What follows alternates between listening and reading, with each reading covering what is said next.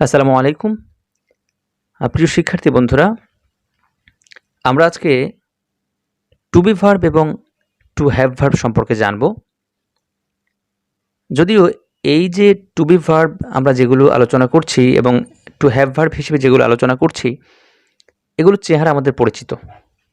আমরা যখন ভার্ব করে এসেছি, ভার্বের লেসনগুলো যদি কেউ দেখে না থাকেন তাহলে প্লেলিস্টে গিয়ে দেখে তারপরে ক্লাস করলে বোঝাটা ইজি হবে।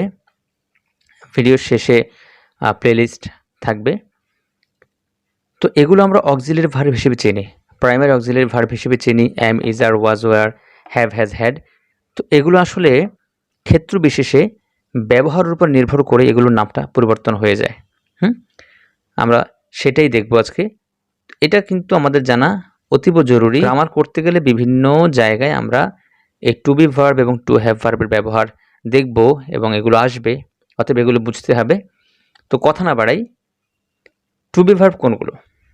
তো নর্মালি হচ্ছে অ্যাম, ইজ, আর, ওয়াজ, ওয়ার, এগুলো হচ্ছে বি ভার্ব বলে এগুলোকে, ঠিক আছে?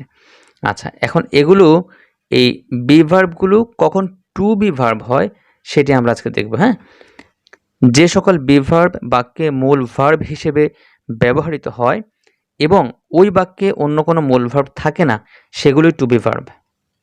সহজ কথা, এক কথায় এই বি ভার্বগুলো যখন কোনো বাক্যে বসে মূল ভার্বের কাজ করে তখন এগুলোর নাম হয়ে যায় টু বি ভার্ব এবং ওই বাক্যে কোনো মূল ভার্ব থাকবে না। আমরা এক্সাম্পলে গিয়ে দেখি, যেমন Mizan is not a bad boy. Mizan একজন খারাপ বালক নয়, ঠিক আছে? তো এখানে এই যে Mizan is not a bad boy, হ্যাঁ, তো এখানে আসলে আমরা ইজ ব্যতীত অন্য কোনো ভার্ব দেখতে পাচ্ছি কিনা, কোনো প্রিন্সিপাল ভার্ব আছে কিনা, কোনো মূল ভার্ব এখানে কিন্তু নেই, শুধু ইজটা আছে। হ্যাঁ, এবং সে কিন্তু বাক্যের অর্থ পরিপূর্ণ করছে, মূল ভার্বের কাজ করছে। তো এখানে এই ইজটা হচ্ছে তাহলে টু বি ভার্ব, ঠিক আছে? এরপর বাক্যে দেখি, Arafat and Alif war in school. Arafat এবং আলিফ ছিল স্কুলে, ঠিক আছে? তাহলে এখানে এই ওয়ার ব্যতীত আমরা আর কোনো মূল ভার্ব কিন্তু এ বাক্যে পাচ্ছি না, ঠিক আছে? তাহলে এই যে এখানে ওয়ারটা, এটা হচ্ছে to be verb. Mehedi was the first boy in his class. Mehedi তার ক্লাসে প্রথম ছিল, ফার্স্ট বয় ছিল, ঠিক আছে? তাহলে এখানে এই যে ওয়াজ ব্যতীত আর কোনো ভার্ব কিন্তু আমি পাচ্ছি না, কোনো মূল ভার্ব নেই। তাহলে এখানে এই ওয়াজটা মূল ভার্বের কাজ করেছে, তাই এই ওয়াজটা হচ্ছে টু বি ভার্ব। অনুরূপভাবে আই অ্যাম সিক, আমি অসুস্থ বা আমি হই অসুস্থ, এখানে এই অ্যাম একমাত্র ভার্ব। তো আমরা এটাকে বি ভার্ব হিসেবে জানি বা অক্সিলারি ভার্ব হিসেবে জানি। এখানে সে মূল ভার্বের কাজ করেছে বলে তার নাম এই বাক্যে টু বি ভার্ব। তাকে তো আর প্রিন্সিপাল ভার্ব বলা যাবে না, তার নাম হচ্ছে টু বি ভার্ব, মানে সে প্রিন্সিপাল ভার্বের মতো এখানে কাজ করেছে। ওকে, তো এখানে এনবি আমরা অনেকে জানি, হ্যাঁ, এটার ইলাবোরেশন আমরা অনেকে হয়তো জানি, নোটা বেনি। তো এটা দ্বারা কি বোঝায়? এটা দ্বারা কিন্তু অনেকে নোটবুক বুঝতে পারেন, আসলে এটা নোটবুক না, এটা হচ্ছে নোটা বেনি। তো এর অর্থ হচ্ছে বাংলায় বিশেষ দ্রষ্টব্য যে আমরা বলি না, সেটা, ঠিক আছে? তো এটা জানিয়ে রাখলাম। যাই হোক, বি ভার্ব মানে তার সঙ্গে কিন্তু ভার্ব আইএনজি হোক বা ভার্ব থ্রি হোক থাকবে। নর্মালি কিন্তু এই টেন্সের নিয়ম অনুযায়ী ভার্ব আইএনজি থাকে, হ্যাঁ, যেমন আম গোয়িং, ঠিক আছে, we are coming, he is sitting. তাহলে নর্মালি কিন্তু আমরা যেটা দেখি যে বি ভার্বের পরে ভার্ব আইএনজি থাকে। তবে আমরা যখন ভয়েস করতে যাব সেখানে কিন্তু এই বি ভার্বের পরে কিন্তু ভার্ব থ্রি, ভার্বের পাস্ট পার্টিসিপল ফর্ম বসে। তো এক কথায় বি ভার্ব কখন হবে? যদি তারপরে ভার্ব থাকে, মানে মূল ভার্ব থাকে, সেটা ভার্ব আইএনজি হোক, ভার্ব থ্রি হোক, মূল ভার্ব থাকবে, ঠিক আছে? আর যখনই এই বি ভার্বের পরে ভার্ব আইএনজি বা ভার্বের পাস্ট পার্টিসিপাল ফর্ম বা ভার্ব 3 যেটাকে বলছি, এক কথায় কোনো ভার্ব থাকবে না, অন্য কোনো মূল ভার্ব থাকবে না, তখনই সেটা টু বি ভার্ব হয়ে যাবে। তো এরপর আমরা দেখব হচ্ছে টু হ্যাভ ভার্ব। তো একইভাবে যে সকল হ্যাভ ভার্ব বাক্যে মূল ভার্ব হিসেবে ব্যবহৃত হয় এবং ওই বাক্যে অন্য কোনো মূল ভার্ব থাকে না, সেগুলোই টু হ্যাভ ভার্ব। ঠিক আছে, আমি আরো একটু সহজ করে বলি। হ্যাভ, হ্যাজ, হ্যাড এই তিনটি ভার্ব কোনো বাক্যে যদি আসে এবং সেই বাক্যে অন্য কোনো মূল ভার্ব না থাকে, এই তিনটি যে কোনো একটি আসে এবং সেখানে মূল ভার্ব থাকবে না এবং এরাই ওই বাক্যে মূল ভার্বের মতো কাজ করবে, মূল ভার্বের মতো অর্থ দেবে, বাক্যের অর্থ পরিপূর্ণ করবে, তখন এগুলোকে বলা হয় টু হ্যাভ ভার্ব। বোঝা গেল?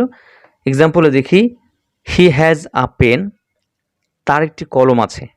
এখানে এই হ্যাজ ছাড়া অন্য কোনো মূল ভার্ব কিন্তু এই বাক্যে নেই, তাহলে এখানে এই হ্যাজটা হচ্ছে টু হ্যাভ ভার্ব। ইমাম হ্যাড লটস অফ ফ্রেন্ডস, ইমামের প্রচুর বন্ধু ছিল। এখানে এই হ্যাড ছাড়া অন্য কোনো মূল ভার্ব কিন্তু নেই। ঠিক আছে, কিন্তু আমরা যখন টেন্সে যাব তখন কিন্তু আমরা স্ট্রাকচার যদি দেখি, যেমন এটা আমরা এই পাস্ট পারফেক্ট স্ট্রাকচারে পাবো, সাবজেক্ট প্লাস হ্যাড প্লাস ভার্বের past participle form plus extension. তো এভাবে করে আমরা কিন্তু টেন্সে গেলে এগুলো পাবো। তাহলে নর্মালি এটা যখন অক্সিলিয়ারি ভার্ব তখন তারপরে মূল ভার্ব থাকা লাগবে, আর যখন মূল ভার্ব থাকবে না তখন সে মূল ভার্বের কাজ করেছে বিধায় তার নাম হয়ে যাবে টু হ্যাভ ভার্ব। তো এর পরের বাক্যে they have a good friendship, এখানে একটু মিসিং আছে। They have a good friendship, আমরা বলতে পারি উইথ মি। তাহলে আমার সঙ্গে তাদের একটা ভালো বন্ধুত্ব আছে। তাহলে এখানে এই হ্যাভ ব্যতীত অন্য কোনো প্রিন্সিপাল ভার্ব কিন্তু নেই, মূল ভার্ব কিন্তু নেই, তাহলে এখানে এই হ্যাভটা হচ্ছে টু হ্যাভ ভার্ব। অনুরূপভাবে উই হ্যাড আ প্ল্যান, আমাদের একটা পরিকল্পনা ছিল।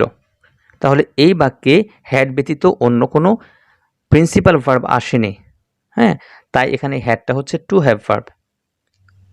তো নোটাবেনিতে আমরা মনে রাখতে পারি যে হ্যাভ, হ্যাজ, হ্যাড প্লাস মূল ভার্ব, তখন হচ্ছে এই হ্যাভ, হ্যাজ, হ্যাড হচ্ছে হ্যাভ ভার্ব মানে অক্সিলিয়ারি ভার্ব। আর have, has, had plus no verb, no verb মানে কোনো মূল ভার্ব সেখানে থাকবে না। এই হ্যাভ, হ্যাজ, হ্যাড সেখানে মূল ভার্বের কাজ করবে, সেখানে বাক্যের অর্থ পরিপূর্ণ করবে, বাক্যের পূর্ণাঙ্গ অর্থ দেবে, তখন হচ্ছে এই have, has, had to have verb হবে। তাহলে আমরা যদি এটাকে সামারাইজ করি, যেটা দাঁড়ায় অক্সিলিয়ারি ভার্ব বা be verb am, is, are, was, were যখন কোনো বাক্যে বসবে এবং তারপর কোনো মূল ভার্ব বসবে না, এই am, is, are, was, were বাক্যে মূল ভার্বের কাজ করবে, বাক্যের পূর্ণাঙ্গ অর্থ দেবে, তখন এই বি ভার্ব বা অক্সিলিয়ারি ভার্বগুলো হয়ে যায় টু বি ভার্ব। এবং হ্যাভ, হ্যাজ, হ্যাড এই অক্সিলিয়ারি ভার্বগুলো যখন কোনো বাক্যে বসে এবং তারপরে কোনো ভার্ব আসে না, মূল ভার্ব আসে না, তারাই বাক্যে মূল ভার্বের কাজ করে, তখন সেগুলো হচ্ছে টু হ্যাভ ভার্ব। ওকে, তাহলে আমরা বুঝতে পারলাম টু বি ভার্ব এবং টু হ্যাভ ভার্ব কি, এবং আমরা যখন অনুশীলনে যাব গ্রামার তখন এগুলো ধীরে ধীরে আমরা আরও ক্লিয়ারলি জানব। ধন্যবাদ সবাইকে।